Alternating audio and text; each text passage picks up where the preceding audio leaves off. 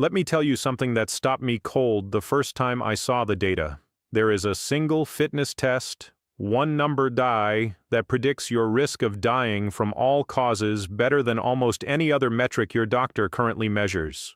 Better than your cholesterol panel, better than your blood pressure, better than your fasting glucose. And the overwhelming majority of physicians never mention it, never measure it, and never tell their patients about it. That number is your VO2 max. And today I want to walk you through everything. What it is, why it matters more than you probably realize, how it's measured, where you stand right now, and most importantly, what you can actually do to change it. Because here's the thing that makes this genuinely exciting. This is not a fixed number. You have enormous control over it, and the interventions that move it are among the highest leverage actions you can take for your long-term health. So let's start at the beginning. VO2 max is the maximum rate at which your body can consume oxygen during intense exercise. The V stands for volume, the O2 stands for oxygen, and the max means exactly what it sounds like, the ceiling of your aerobic engine. When you are working at your absolute hardest, sprinting up a hill, pushing on a stationary bike until your legs feel like they're going to give out, your muscles are demanding energy at an enormous rate. The primary fuel system for sustained effort is aerobic metabolism, which requires oxygen. VO2 max tells you how much oxygen your body can deliver and use per minute, typically expressed per kilogram of body weight, so the unit is milliliters of oxygen per kilogram per minute. A relatively unfit person in their 40s might have a VO2 max around 30. An elite endurance athlete might have a number north of 70, sometimes north of 80 in the case of exceptional individuals. And where you fall on that spectrum turns out to be one of the most important biological facts about you. Now here's where I want you to really pay attention, because this is the part that should make you sit up straight.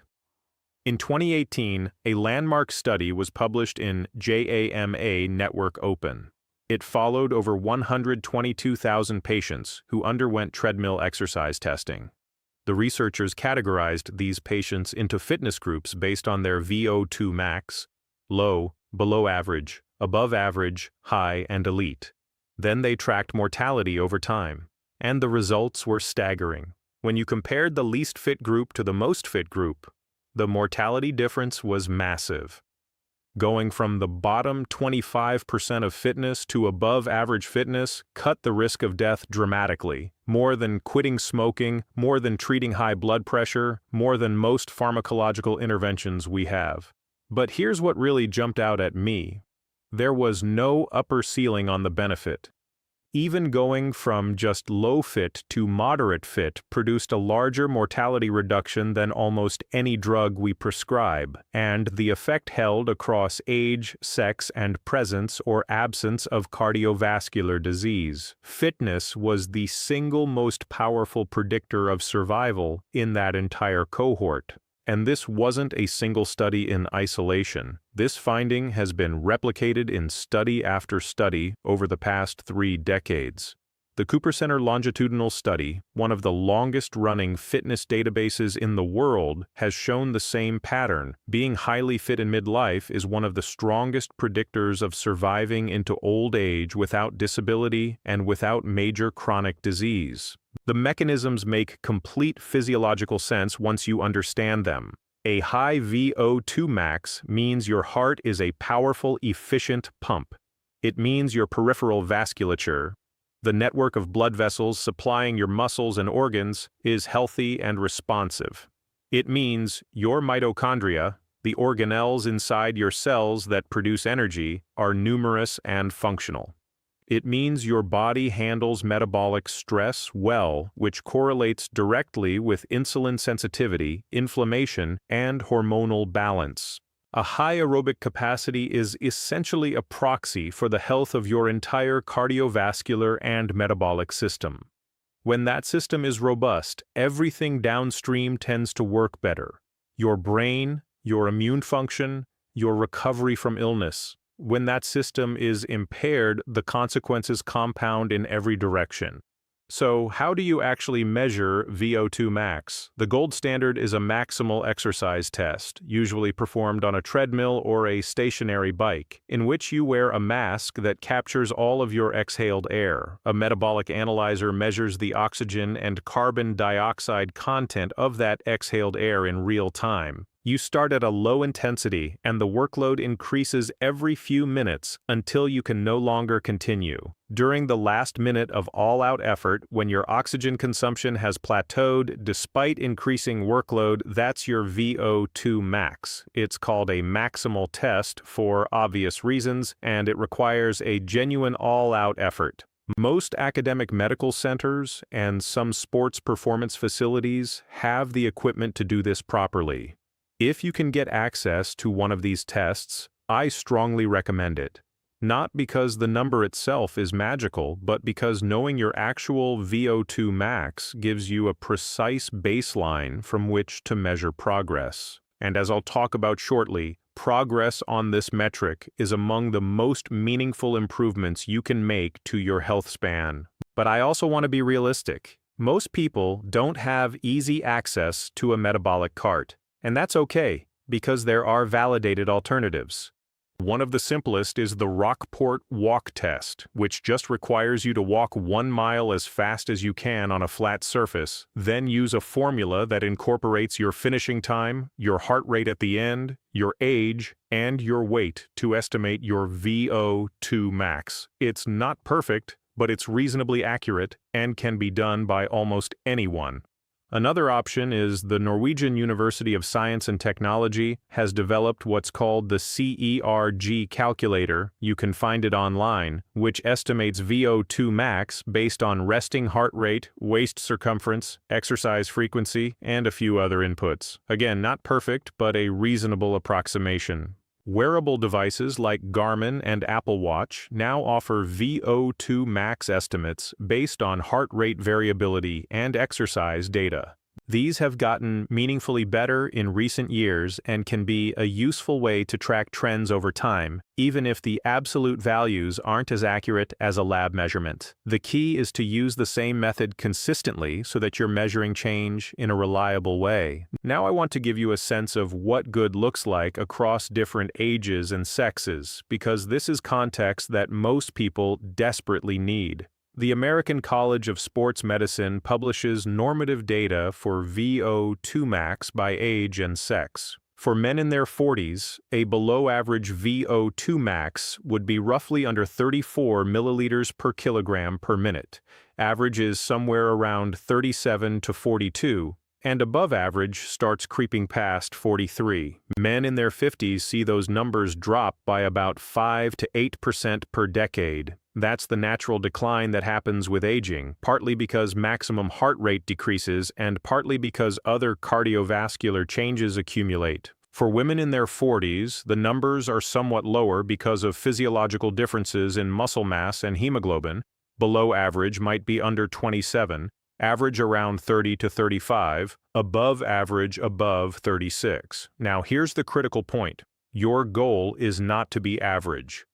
Average in a population where the majority of adults are metabolically unhealthy and physically inactive is not good enough.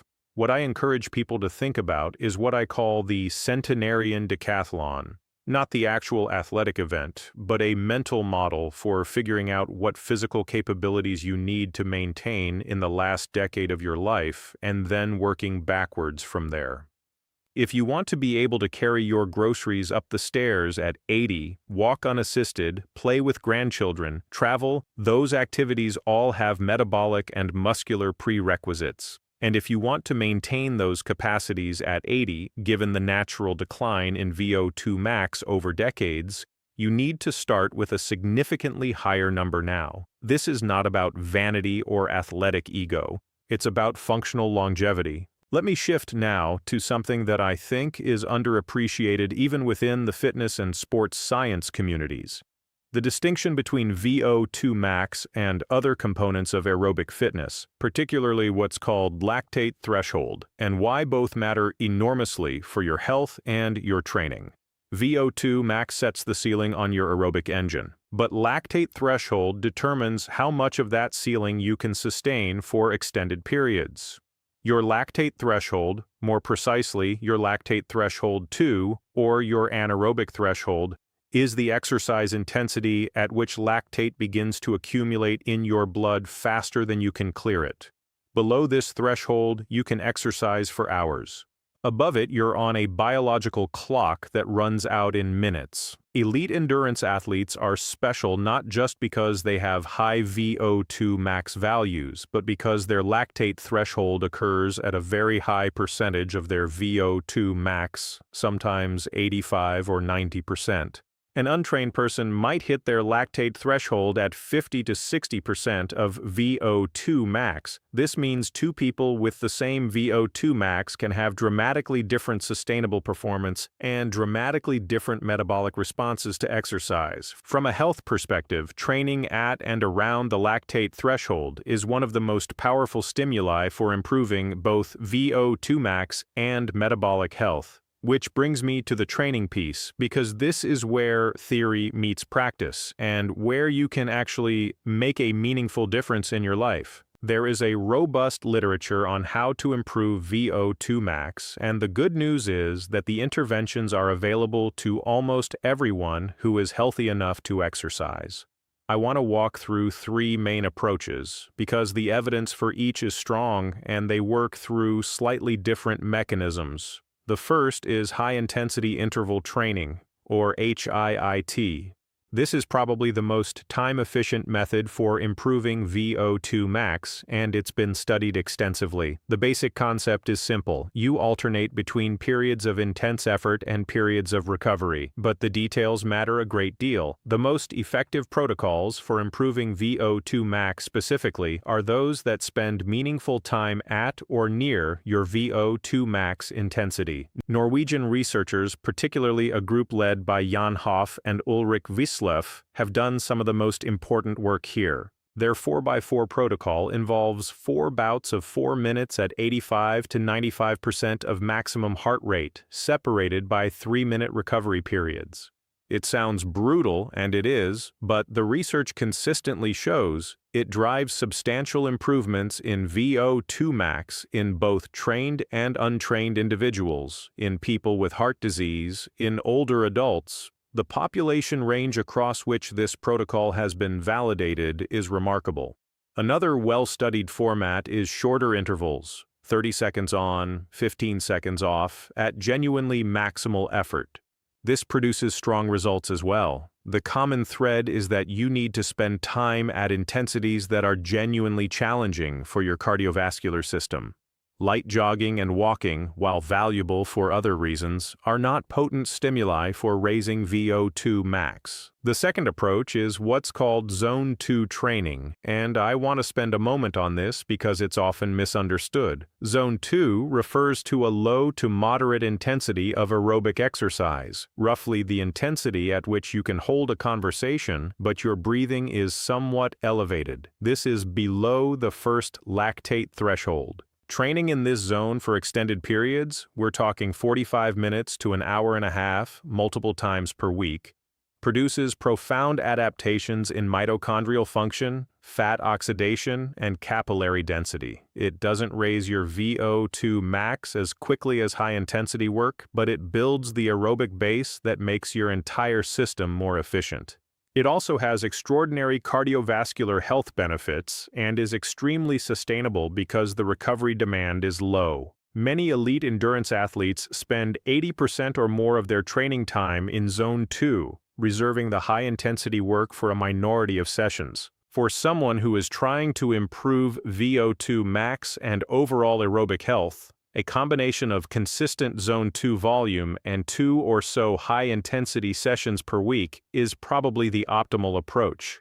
They complement each other. The Zone 2 work builds the foundation. The high-intensity work raises the ceiling.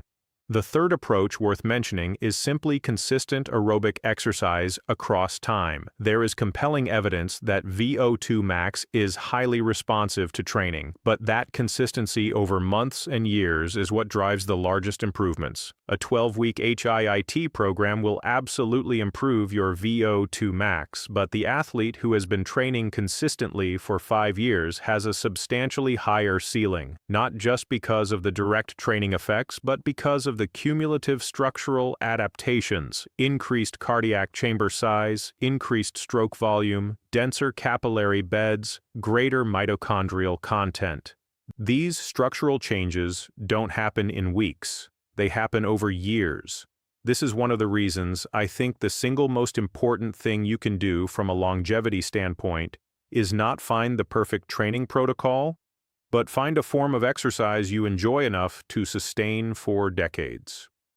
The person who has been running or cycling or swimming or rowing 3 to 5 times a week for 15 years is going to have a vastly higher VO2 max than someone who does a perfect 12-week program and then stops. Now, I want to address something that comes up constantly when I have these conversations, which is the relationship between VO2 max and the other pillars of physical fitness, particularly muscular strength and power. Because while VO2 max is extraordinarily predictive of all-cause mortality, it doesn't exist in isolation. The data on muscle mass, grip strength, and lower body strength are also impressive. Low grip strength is associated with increased mortality in study after study. Loss of muscle mass, sarcopenia, is a primary driver of functional decline in aging and is closely linked to metabolic disease. And when you look at the combination of low aerobic fitness and low muscular strength, the mortality risk compounds dramatically. So the answer to cardio or strength training is not either or. It's both, and in the right proportions. What I typically recommend for most people who are not training for a specific athletic event is roughly 3 to 4 aerobic sessions per week, including both Zone 2 volume and some high-intensity work, and 2 to 3 resistance training sessions per week. The exact split depends on your starting point, your goals, your schedule, and your recovery capacity. But the principle is that both systems matter and both deserve attention. Let me also talk for a moment about VO2 max and aging specifically, because this is where the stakes become most concrete. The average rate of VO2 max decline with aging is roughly 1% per year after age 25, though in sedentary individuals it can be significantly faster.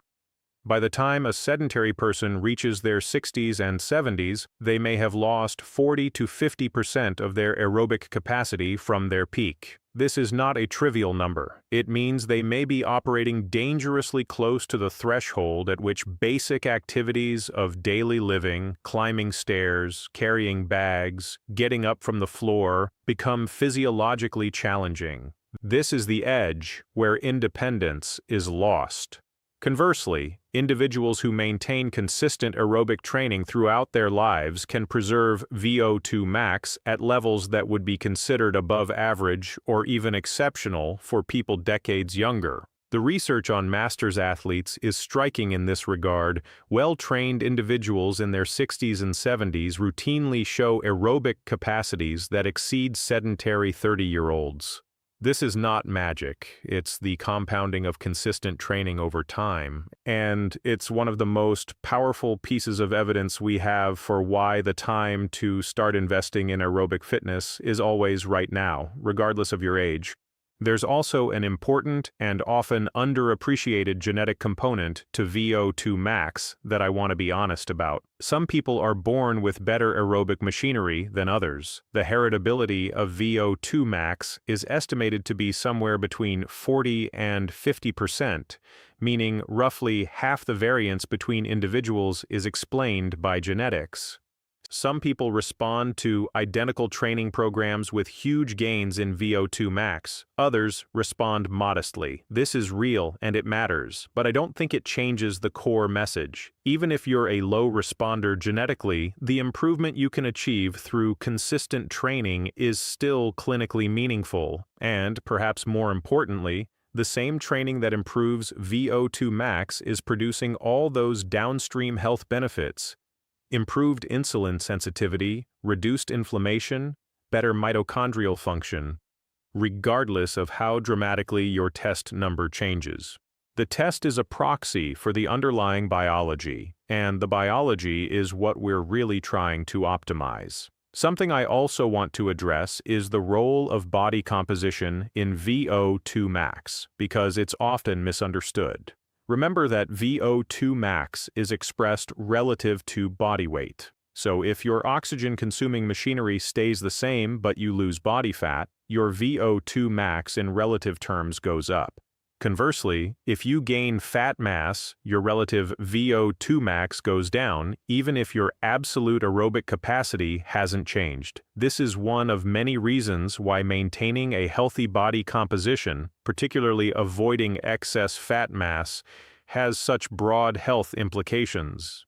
It directly influences this key fitness marker, along with everything else it affects. When I work with patients on their metabolic health, improving VO2 max and improving body composition are almost always pursued in parallel because the interventions overlap substantially and the benefits are synergistic. Now let me talk about something that is not discussed nearly enough in this context, which is cardiovascular risk and the exercise test itself. I mentioned at the outset that most doctors don't routinely measure VO2 max, but there's a related exercise test that cardiologists have used for decades, the cardiac stress test, and understanding the difference between these is important. A standard clinical cardiac stress test is designed to look for signs of coronary artery disease under exertion. It measures EKG changes during a graded exercise protocol, looking for ischemia, inadequate blood supply to the heart that might not be apparent at rest. This is a very valuable test for evaluating chest pain, assessing surgical risk, or investigating symptoms. But it is not primarily designed to tell you your VO2 max, and most clinical stress tests don't push patients to maximal effort. They stop when certain targets are met, or when symptoms or EKG changes appear. The exercise testing I've been discussing in this video, maximal aerobic capacity testing, is a different beast. It requires willing and motivated effort. It captures the full oxygen consumption curve, and it produces that single predictive number. Some cardiology practices and sports medicine facilities offer this, and increasingly it's being recognized in preventive medicine circles as a vital piece of health information. If you have access to it, pursue it.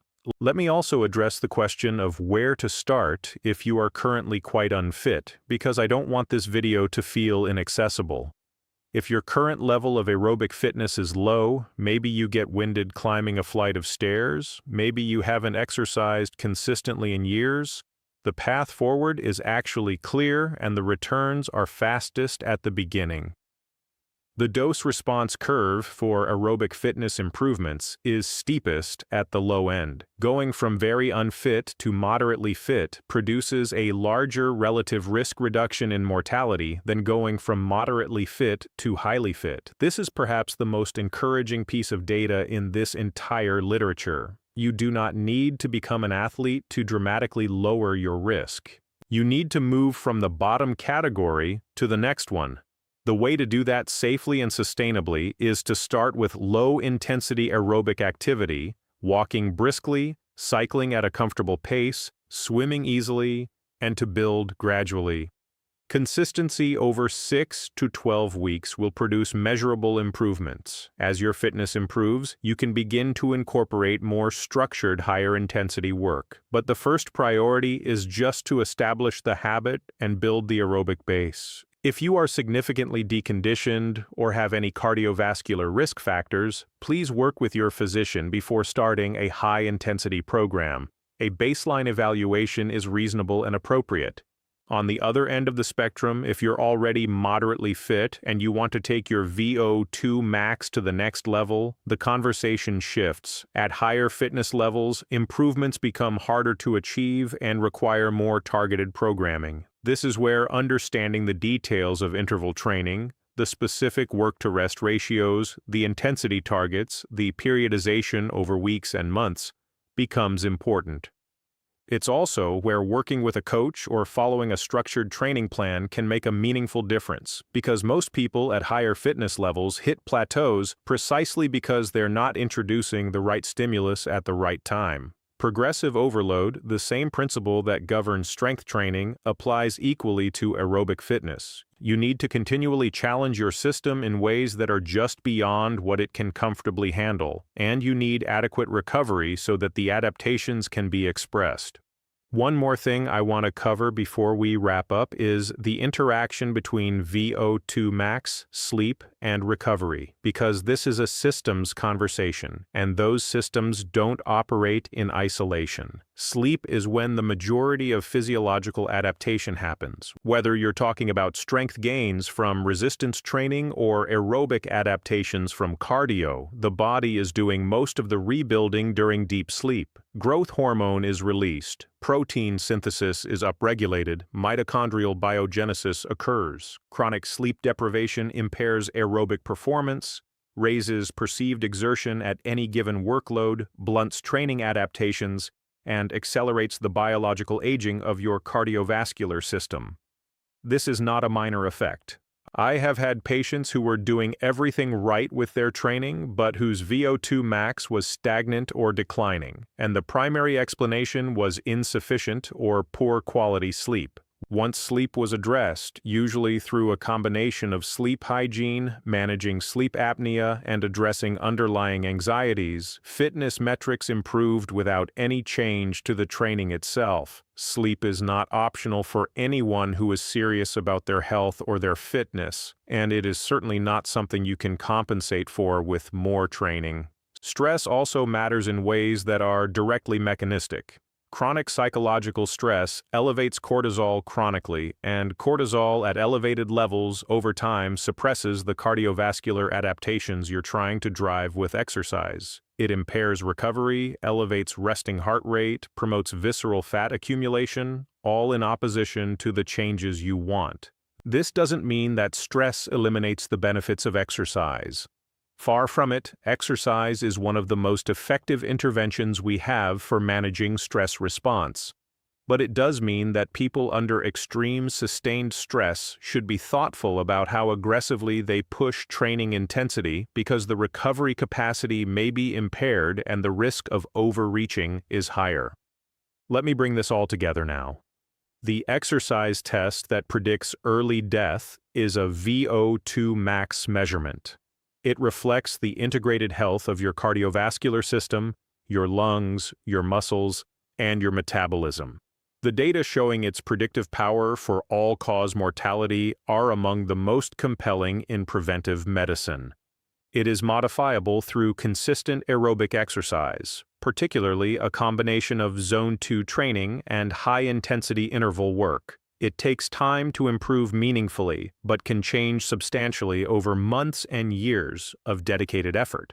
Being in the bottom quartile of aerobic fitness for your age and sex carries a mortality risk comparable to major traditional risk factors like smoking and hypertension. Moving out of that bottom quartile is one of the highest value health interventions available. And unlike most pharmaceutical interventions, it comes with a long list of additional benefits and essentially no adverse effects when approached sensibly. What I want you to take from this is not anxiety about a number. I want you to feel empowered by the fact that this is something you can actually change. Of all the things that predict how long you'll live and how well you'll live in those years, some of which you have no control over, like your genetics, your early childhood environment, your exposures, aerobic fitness is one that responds to your choices. Every session where you push your heart rate up and challenge your aerobic system is an investment in future health. Every month of consistent training builds on the last. The compounding is real, and it runs in both directions. Consistent exercise pays forward. Consistent inactivity extracts a toll that grows over time. If you want to know where you stand, get tested. If you can access a proper VO2 max test, do it. If not, Use one of the validated estimation methods I mentioned earlier and track it over time. Compare yourself to the normative data for your age and sex and use that to set a target. Then build a training plan that includes both low-intensity volume and high-intensity intervals. Keep that plan consistent over months and years, sleep adequately, manage your recovery, and reassess. This is not complicated. It doesn't require expensive equipment or a gym membership, though both can help. It requires a decision to take this particular metric seriously because the data say it deserves to be taken seriously. I've been in medicine long enough to know that most of what we tell patients to do to improve their health is hard to translate into behavior change. But exercise is different. It's one of the rare domains where the barrier to entry is low, the evidence is overwhelming, the dose response is favorable, and the person doing it almost always reports feeling better, not just on paper, but subjectively in their daily life. People who improve their aerobic fitness report better energy, better sleep, better mood, better cognitive function, and better quality of life. These are not small things, they are the texture of a life well lived. So if this video has done one thing, I hope it has made the case that VO2 max is not a number reserved for athletes or exercise physiologists. It belongs in a conversation about health every bit as much as blood pressure, cholesterol, and blood sugar. It might belong there more than any of those. Start measuring it, start working on it, and come back to it every few months to see how far you've come. The best investment you can make in your long-term health is the one you make today with your body in motion.